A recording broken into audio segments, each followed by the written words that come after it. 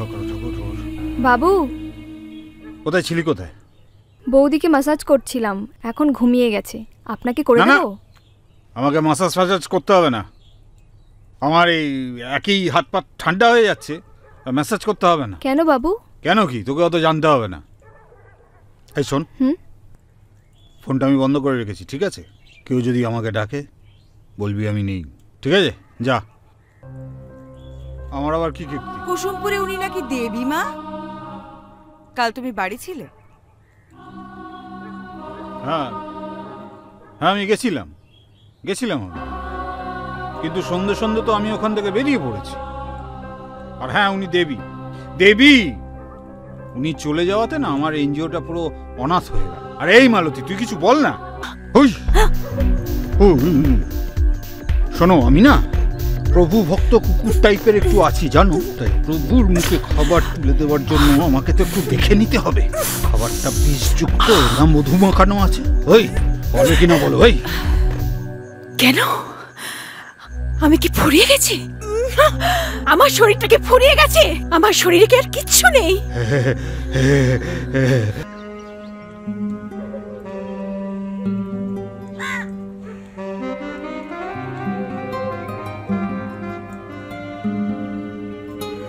মা তুঝে সেলাম।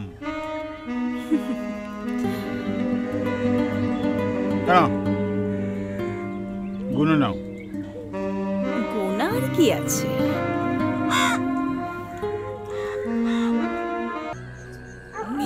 মেয়ে কত মেয়ে লাগে তোমার?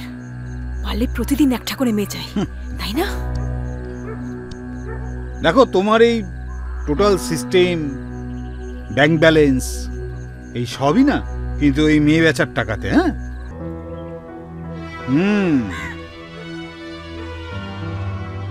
দুবাইতে তাহলে ফোন করে খবরটা দিই। তুমি জিনিয়াস চন্দ্রিমা, জিনিয়াস।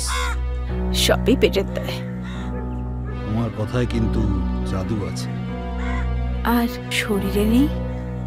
শরীরে এমন ভাবে কথা বলছো যেন আমি রোজ একাই বাজারে যাই, একাই রান্না করি, একাই সব খাই।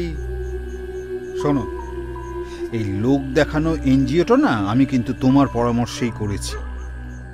মুম্বাই থেকে একটা ডবগাড়ির অর্ডার আছে, যদি তুমি দিতে পারো ভালো, নাহলে আমি অন্য কাউকে বলবো। সিম্পল। আমার সঙ্গে না শুলে তো কেউ কোনো কাজই পায় না। আমার সঙ্গে তুই যদি শুস না, তাহলে তুই কিন্তু অনেক কাজ পাবি। এই তুই অমন করছিস কেন? হ্যাঁ, আমার সঙ্গে শুলে না তোর কিন্তু কাজের কোনো অভাব হবে না। বাহ, দেখি মুখটা একটু দেখি। সত্যি করে বল, ওই গরিব মোহনকে কেন খুন করলি? বল, কেন খুন করলি? মোহন ভাবতো যে আমি মাকে খুন করেছি।